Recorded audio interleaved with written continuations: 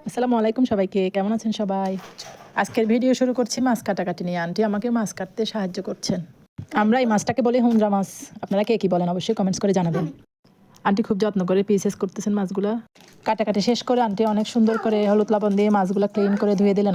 এরপর রান্না করার পালা। উনি অনেকক্ষণ সময় নিয়ে সুন্দর করে মাছগুলা ধুয়ে দিলেন। আমি রান্না করা শুরু করলাম।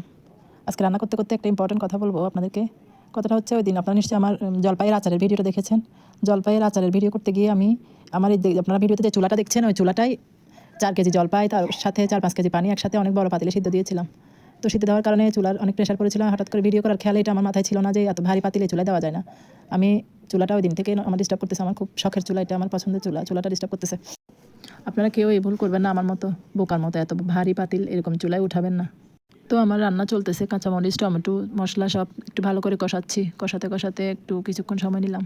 ডিস্টার্ব হচ্ছে, চলে কিছুক্ষণ পর আবার বন্ধ হয়ে যায়। কিছুক্ষণ আগে অনেকক্ষণ একসাথে চলতো, কিন্তু এখন কিছুক্ষণ পর বন্ধ হয়ে যায়। এখন আজকে এই মাছটা রান্না করতে করতে হঠাৎ অর্ধেকের মধ্যে মশলা কষানোও হয় নাই, চুলা অফ হয়ে গেছে। আবার গ্যাস অন করে গ্যাসে রান্না শুরু করেছি। এটা যেহেতু সমুদ্রের মাছ, আমরা সামুদ্রিক মাছ একটু এরকম ঝোল করে খাই। পুকুরের মাছ কম পছন্দ, সেজন্য এটা তেলে একদম ভাজা ভাজা করে ফেলি। সমুদ্রের মাছ আমাদের বাসার সবাই খুব পছন্দ, বাচ্চারা অবশ্য খায় না, ওদের জন্য প্রতিদিন চিকেন রান্না করতে হয়। তো কথা বলতে বলতে আমার রান্না অনেকটা এগিয়ে গেল। মশলা তেলের মধ্যে মশলাপাতি সব দিয়ে, সবাই জানেন কি কি মশলা দিতে হয়। আসলে রান্নাটা হচ্ছে যার যার নিজস্বতা, এক একজন এক এক রকম করে খেতে পছন্দ করেন। তো আমার রান্না প্রায় শেষ পর্যায়ে, এখন জাস্ট ধনেপাতা দিয়ে রান্নাটা শেষ করব।